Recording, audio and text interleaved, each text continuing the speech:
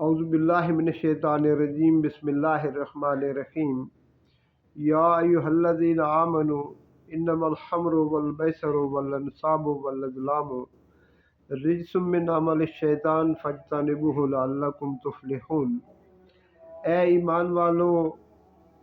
بات یہی ہے کہ شراب اور جوا اور تھان اور فال نکالنے کے پانسے، یہ سب گندی باتیں شیطانی کام ہیں، ان سے بالکل بچو تاکہ تم فلاح پا جاؤ۔ سورہ مائدہ کی آیت نمبر 90 ہے،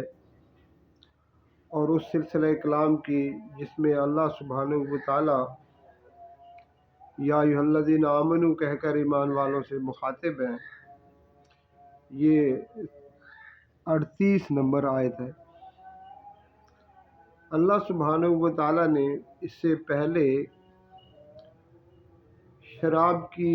حرمت بتدریج نازل فرمائی، اور یہاں پر اس آیت مبارکہ میں واضح فرما دیا کہ یہ شیطانی عمل ہے۔ اور قرآن حکیم میں اللہ سبحانہ و تعالی نے متعدد مقامات پر یہ ارشاد فرمایا کہ وَلَا تَتَّبِعُوا خُطُوَاتِ الشَّیطان، شیطان کی پیروی نہ کرو۔ یعنی یہ ایک واضح حکم ہے کہ یہ چیزیں شیطانی پیروی میں ہیں۔ بعض نام نہاد اسکالرز اس بات کا دعویٰ کرتے ہیں کہ اللہ نے کوئی واضح حکم شراب کی حرمت کا اور دیگر ان چیزوں کا نہیں دیا، لیکن جب اللہ سبحانہ و تعالیٰ ان 4 چیزوں کا ذکر فرما کر یہ بتا رہے ہیں کہ من عمل الشیطان ہیں، تو شیطان کی پیروی جو کرنا چاہتا ہے وہ ظاہر ہے پھر اللہ سبحانہ و تعالیٰ کے حکم کی پیروی سے تو نکل گیا۔ اسی لیے فرمایا کہ انما الخمر، کہ شراب، اور یہاں خمر سے مراد صرف شراب ہی نہیں ہے بلکہ وہ ساری ہی نشہ آور چیزیں، جس کی قلیل مقدار بھی نشہ آور ہے، اس کی کثیر مقدار بھی نشہ آور ہے۔ اس لیے کثیر مقدار سے اگر نشہ آتا ہے تو اس کی قلیل مقدار بھی حرام ہے۔ اس لیے وہ جو بھی ہو، جس صورت میں بھی ہو، اس کا استعمال جو ہے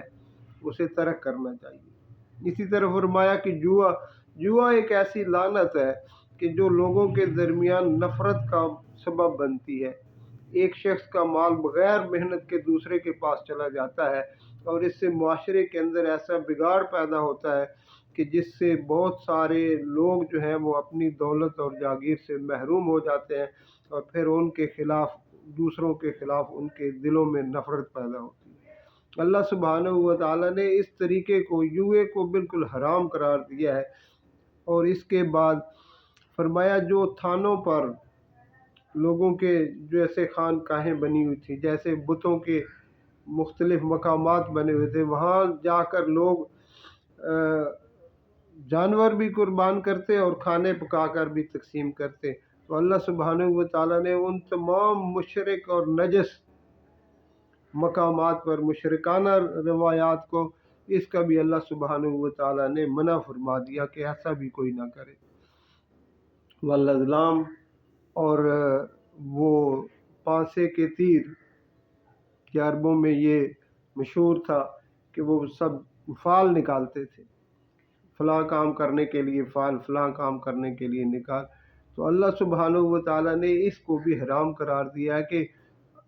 انسان مومن جو ہے اس کا کام یہ ہے کہ اللہ سبحانہ و تعالیٰ کے حکم کو ماننے والا بن جائے، اس کا انجام جو بھی ہوتا ہے وہ اللہ سبحانہ و تعالیٰ پر ہے۔ سیدنا علی کرم اللہ وجہہ ایک دستہ لے کر کسی طرف جہاد کے لیے جا رہے تھے کہ راستے میں ایک کاہن ملا۔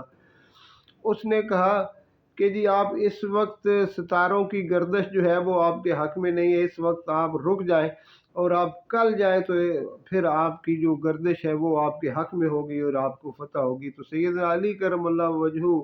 فرمانے لگے کہ پہلے شاید میں رک بھی جاتا، لیکن اس کے بعد کی وجہ سے اب میں نہیں رکوں گا، गए और अल्लाह सुब्हानहू व तआला ने फ़तह अता फरमाई और फरमाया ताकि लोगों को ये मालूम हो जाए कि हमने अल्लाह सुब्हानहू व तआला के हुक्म की पैरवी करनी है। अल्लाह ने उसमें जो भी उसका अंजाम हो वो हमारे लिए काबिल कबूल है, ना कि हम काहिन और जादूगर की बात को मानेंगे। मेरे प्यारो, अल्लाह सुब्हानहू व तआला जब किसी काम का हुक्म दें तो उसके करना, उसका इख्तियार करना, यही मोमिन की कामयाबी है, और जिस काम से रोके उससे रुक जाना, यही मोमिन की कामयाबी है। उस पर उसने नफ़ा नुकसान नहीं देखना। अगर हमने उसके ऊपर दुनिया के ज़ाहिरी फ़ायदे देखे तो अल्लाह सुब्हानहू व तआला फरमाते हैं कि ये बाज़ चीज़ें ऐसी हैं जो बज़ाहिर लगती हैं कि फ़ायदा मंद है, लेकिन दर हकीकत उनके अंदर बहुत बड़े नुकसान छुपे हुए। इसलिए अल्लाह सुब्हानहू व तआला ने इस आयत मुबारक में ईमान वालों को इन 4 चीज़ों से, यानी नशा आवर चीज़ों से, जुए से और थानों पर जाने से और उसके साथ फाल निकालने वालों से, इन सब से अल्लाह सुब्हानहू व तआला ने ईमान वालों को मना फरमाया और फरमाया ये शैतानी आमाल है। इन शैतानी अमाल से जो रुकेगा वो कामयाब हो जाएगा और जो इनमें पड़ेगा वो नाकाम हो जाएगा। अल्लाह सुब्हानहू व तआला इस आयत करीमा से हमें वो सबक लेने की तौफीक अता फरमाए, हम उन तमाम अमाल से रुक जाएं जिनसे अल्लाह सुब्हानहू व तआला ने मना फरमाया है। आमीन आमीन आमीन।